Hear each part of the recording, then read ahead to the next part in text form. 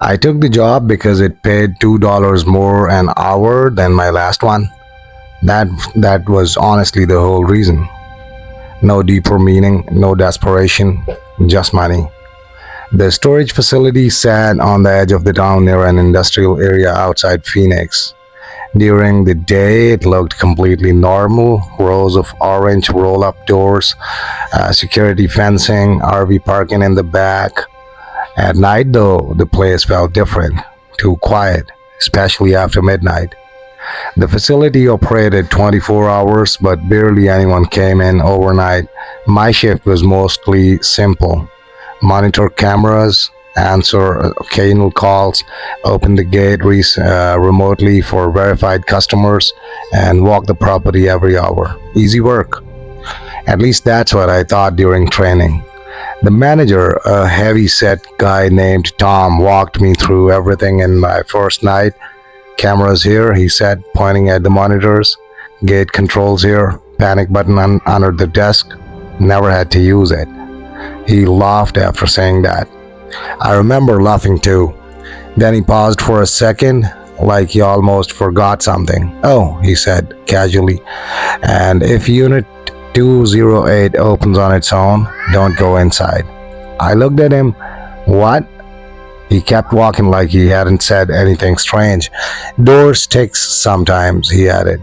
That answer should have sounded normal, but it didn't. Maintenance issue? I asked. Tom shrugged, something like that. Then he changed the subject immediately. At the time, I figured he was messing with the new guy. Every overnight job has those stories: haunted hallways, creepy basements, whatever. I didn't think much about it. The first few nights were boring, almost painfully boring. A few customers came through late, mostly people moving things after work hours. Couples arguing quietly, college kids storing furniture. Nothing unusual. And every hour I did my patrol: flashlight, golf cart, rows and rows of silent storage units stretching into darkness. The facility lights didn't fully cover the property either. Some aisles stayed dim no matter what, especially the older section in the back, units 200 through 224. That's where 208 was. The first time I noticed it, nothing ever happened. I was doing a routine patrol around 1:30 a.m. when my flashlight passed over the number painted on the door, 208. The unit looked exactly like every other one: closed, locked, silent, still.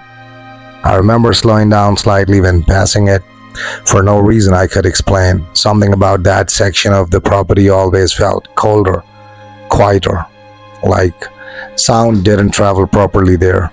I finished my patrol and went back to the office. The rest of the night passed normally. Then around 4:12 a.m., the motion alarm triggered. My monitor beeped loudly at the desk. I looked up immediately. Camera 14, back storage row, right near Unit 208. The black and white feed flickered slightly before stabilizing. At first I didn't see anything, just empty rows of units, then movement. The metal door of Unit 208 was slowly rolling upward by itself. I stared at the screen. The door lifted halfway, then stopped. Darkness inside, no person visible, no vehicle nearby, just an open storage unit at 4 in the morning. I frowned and checked the access logs. No gate entry, no customer code used. Nobody should have been back there. I grabbed the radio automatically. "Tom," I said jokingly under my breath. "Very funny." No response, obviously. He wasn't even on shift. I looked back at the monitor. The unit was still open. Nothing moving inside. Just darkness. And for some reason, even through the grainy security camera, that darkness didn't look normal. It looked deeper than it should have been, like the camera couldn't fully process what was inside. I told myself not to be stupid, probably a faulty motor, wind, something simple. Still, I remembered exactly what Tom said. If Unit 208 opened on its own, don't go inside. I should have listened immediately. Instead, I grabbed the flashlight and headed toward the back section because that's the problem with places like that. The longer you work nights, the more normal bad ideas start feeling. The golf cart felt louder than usual that night. Its small electric motor echoed through the empty aisles as I drove toward the back section of the property. Rows of storage units passed slowly under the security lights, orange doors, concrete lanes, long shadows stretching across the ground. The deeper I went, the quieter everything became. No highway noise, no distant traffic, nothing. Just the hum of overhead lights and the faint rattle of the cart. I remember checking the time on my phone while driving, 4:16 a.m. For some reason that bothered me. Something about being out there that late made the whole place feel disconnected from normal life, like the world outside had paused. I turned into row 200 and immediately felt it again. That strange coldness, not freezing air, just a sudden drop in temperature that didn't match the rest of the property. My flashlight beam swept across the unit numbers as I drove slowly forward.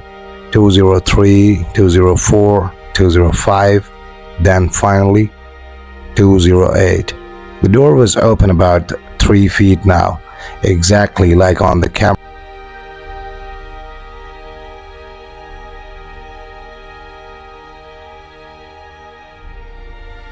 Heavy silence. The kind where even your breathing sounds too light. I stood there for a second, staring at the unit. No movement, no sound from inside. The overhead light above the row flickered once, then steadied. I should have called the police or at least called Tom. Instead, I walked closer, like a flashlight in one hand, a radio in the other. "Hello?" I called out. Nothing. The beam from my flashlight hit the inside of the unit. Boxes, plastic bins, old furniture covered with sheets, completely normal storage stuff, at least at first glance. I stepped closer carefully. The smell hit me next.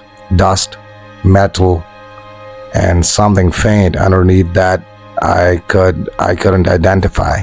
Not rotten, not chemical, just old, like air trapped for years. I stopped just outside the opening. That warning replayed in my head again. Don't go inside. I almost listened. Honestly, I was already turning slightly to leave when something inside the unit moved. My flashlight jerked upward instantly. The beam landed on the back wall. Nothing there, but I knew I saw movement, like someone stepping behind the stack of boxes. Facility security, I said louder this time. Still no response. I clicked my radio nervously. Control check. I muttered automatically. Static. I frowned. The radios usually worked fine across the property. I tried again. Only static. That uneasy feeling in my chest started tightening. I looked back toward the office. Far away now. Too far. Then I heard it. A soft metallic sound from inside the unit. Clink. Like something lightly tapping metal. I aimed the flashlight deeper inside, and that's when I noticed the locks. Dozens of them. Hanging from hooks along the back wall. Old padlocks, different sizes, some rusted, some broken, all hanging in neat rows. My stomach tightened slightly. Why would someone store locks like that? Then I noticed something else. Names scratched into the metal walls beside them. Not random scratches. Actual names. Dozens of them. Some faded, some newer. I stepped closer before I could stop myself. The flashlight moved slowly across the wall. Michael, Dana, Louis, Aaron. More names underneath. Some crossed out. Some carved deeply enough to bend the metal. What the hell? The beam stopped suddenly on one name near the bottom. Tom. My chest tightened instantly. The manager's name scratched into the wall like all the others. Then, the storage unit door slammed shut behind me. The sound exploded through the darkness. I spun around instantly, complete blackness. No outside light anymore, no eye lights, nothing. Just my flashlight beam shaking in the dark. My heart started hammering hard now. I rushed toward the door immediately and grabbed the handle. Pulled hard. It didn't move. Locked. From the outside. "Hey!" I shouted, pounding on the metal. "This isn't funny." No answer. Only silence. Then, very softly, I heard breathing. Not mine. Somewhere deeper inside the unit, behind the stacks of boxes, slow, uneven, waiting. And then a voice spoke quietly from the darkness, a familiar voice, Tom's voice, right behind me. "I told you not to go inside." I spun around so fast, the flashlight beam blurred across the walls. "Tom?" Nothing there, just rows of boxes, plastic containers, furniture covered in dusty sheets. But I knew I heard him. Close. Too close. My chest was pounding hard now.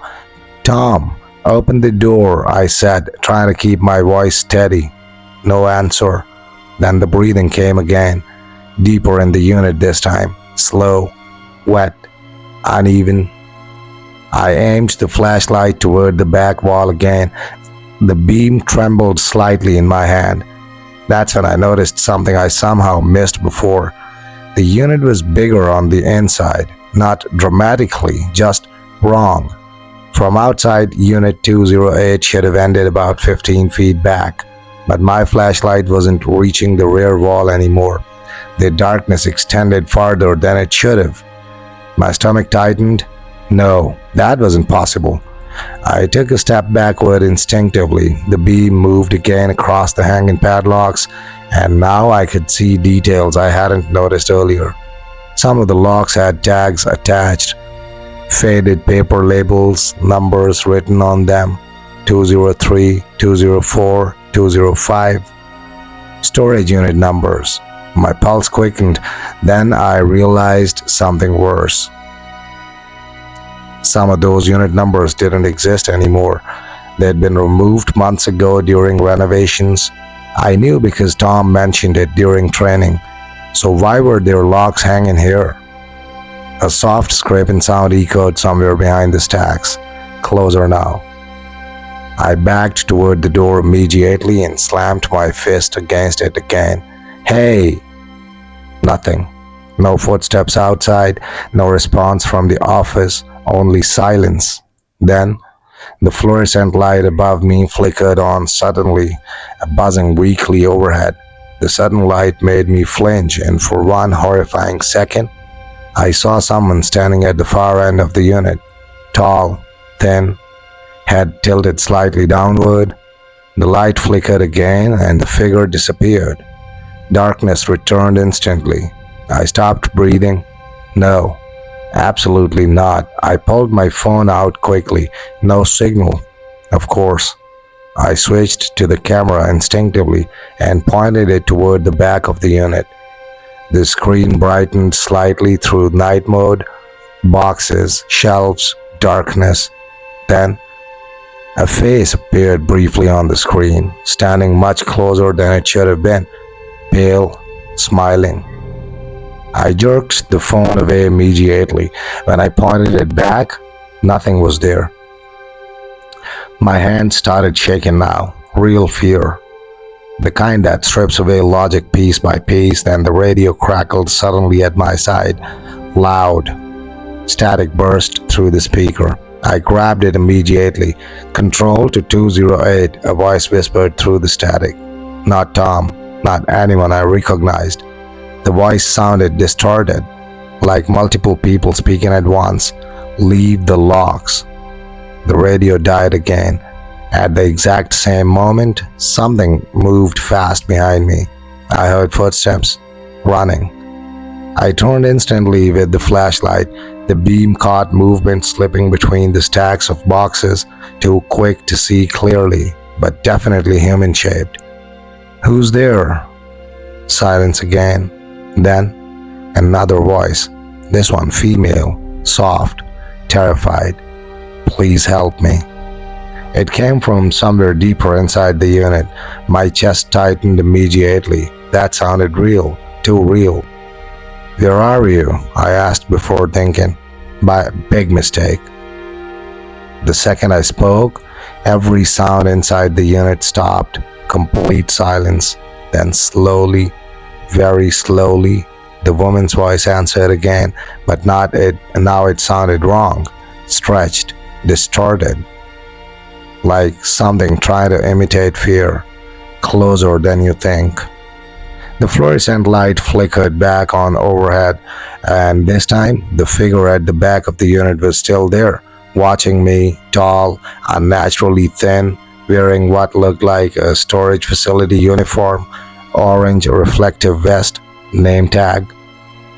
My blood ran cold when the light buzzed brighter for half a second because the name tag said Tom. Then the figure smiled, too wide, far wider than a human face should allow, and behind it, I saw more figures slowly emerging from the darkness between the shelves, all wearing employee uniforms, all standing completely still, waiting. The light overhead buzzed louder, flicker, darkness, flicker again. Every time the light came back, the figures were closer, not moving with while visible, just suddenly near, each time nearer. As the darkness returned, my breathing became shallow, fast.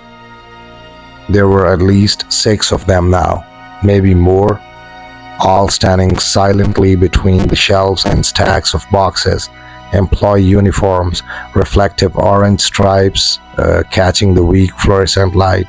Some of the uniforms looked old, different logos, different designs from different years, like employees from completely different time periods, and every single one of them smiling.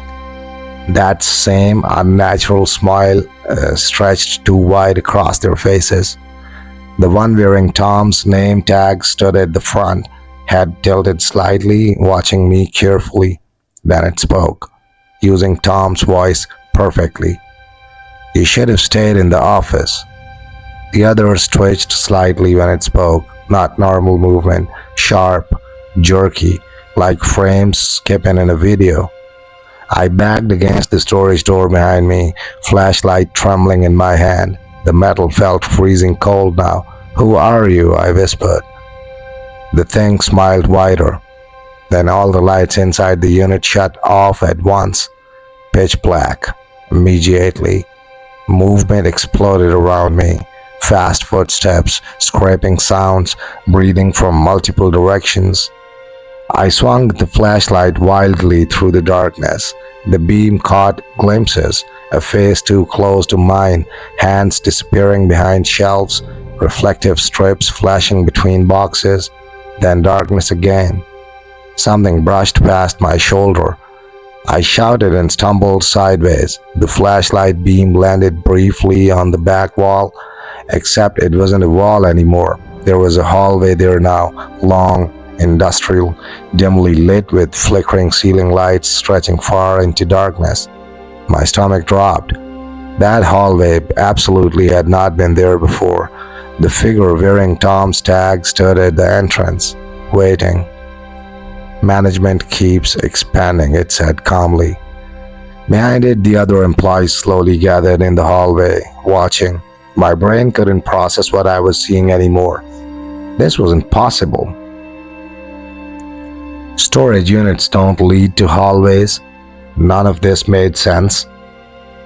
Then I noticed the doors lining the hallway walls, metal doors, each one labeled with storage numbers 203, 204, 205, dozens more farther down.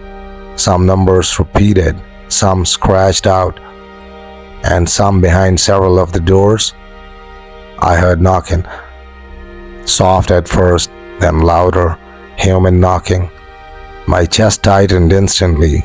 People, or something pretending to be people.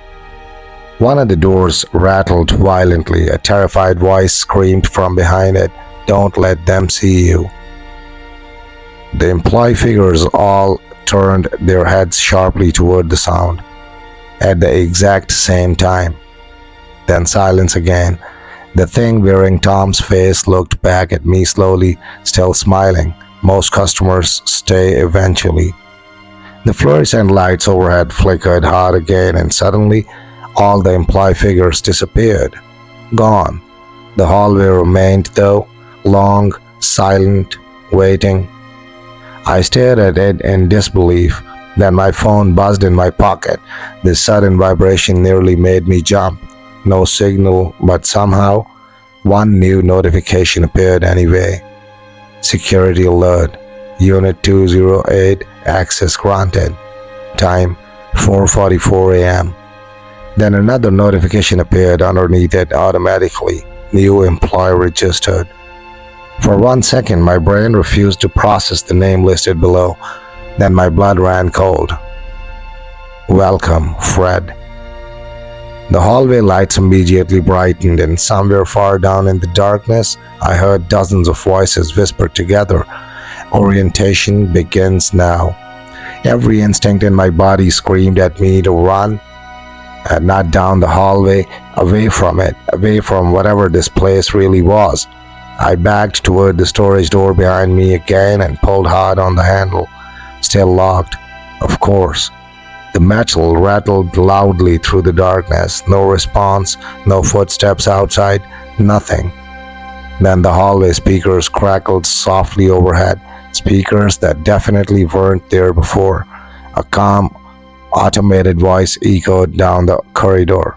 New employee orientation will begin shortly. The voice sounded corporate, friendly. That somehow made it worse. Fluorescent lights buzzed overhead one by one farther down the hall. Click, click, click. Like something waking up section by section. I looked back toward the doors lining the hallway. Some were shaking slightly now, very slightly, and from behind them, muffled voices, crying, begging, whispering.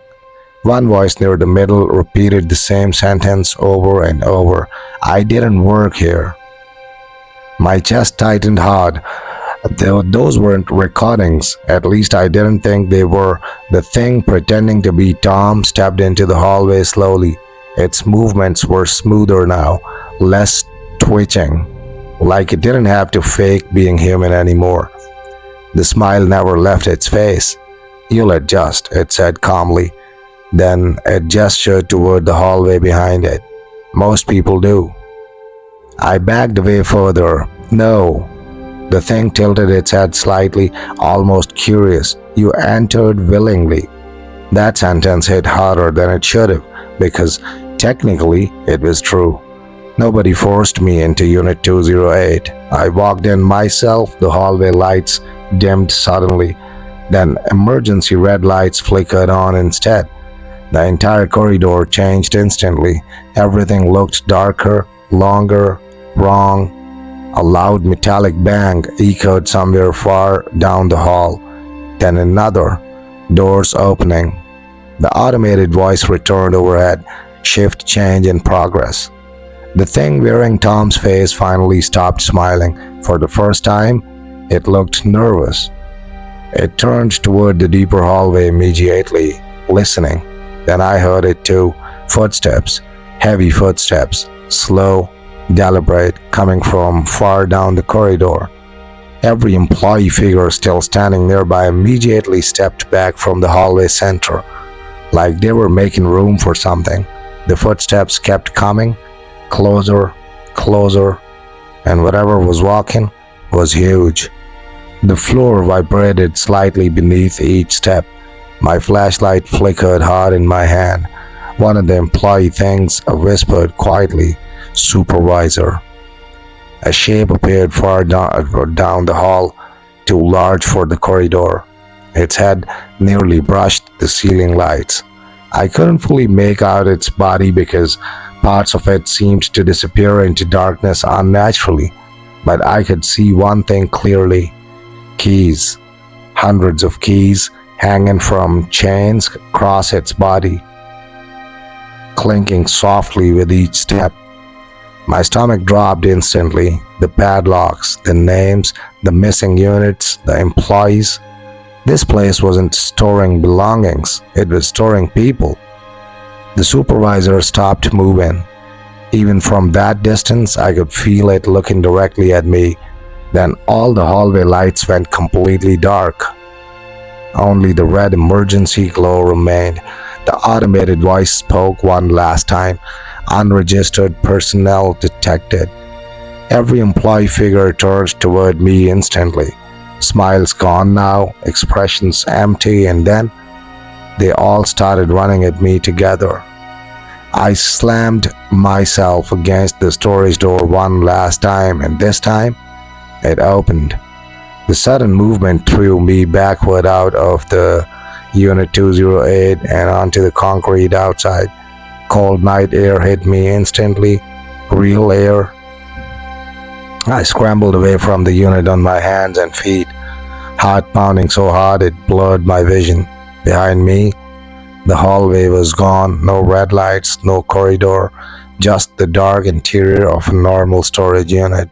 Boxes, furniture, silence. Then the metal door suddenly rolled shut by itself with a violent crash.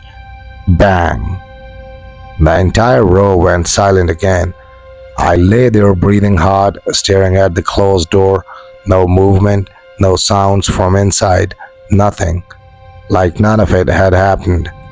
Then my radio crackled loudly at my side. I nearly screamed. Control to patrol, Tom's voice said normally. You all right back there? Normal, completely normal. I grabbed the radio immediately. Tom? My voice cracked. There's something in Unit 208. Static answered first, then silence, then finally, you went inside? The tone in his voice changed instantly, not surprised, just tired. I swallowed hard. Yes. A long pause followed, then quietly, come back to the office. No panic, no questions, just that. I looked toward the unit one last time before leaving. The number 208 looked slightly scratched now, like something had been trying to remove it for years.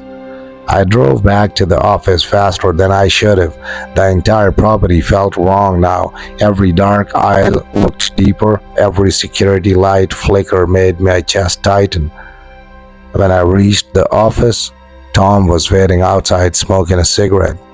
He looked exhausted, not shocked, not confused, just exhausted. The second I stepped out of the car, he asked, "What did you see?" That question bothered me more than anything else. Not, "Are you okay?" Not, "What happened?" Just, "What did you see?" I told him everything: the hallway, the employees, the doors, the thing with the keys. Tom listened silently the entire time, didn't interrupt once. When I finished, he nodded slowly like I'd confirmed something he already knew. Then he said this sentence that still bothers me years later: "You're lucky it let you out. Leave."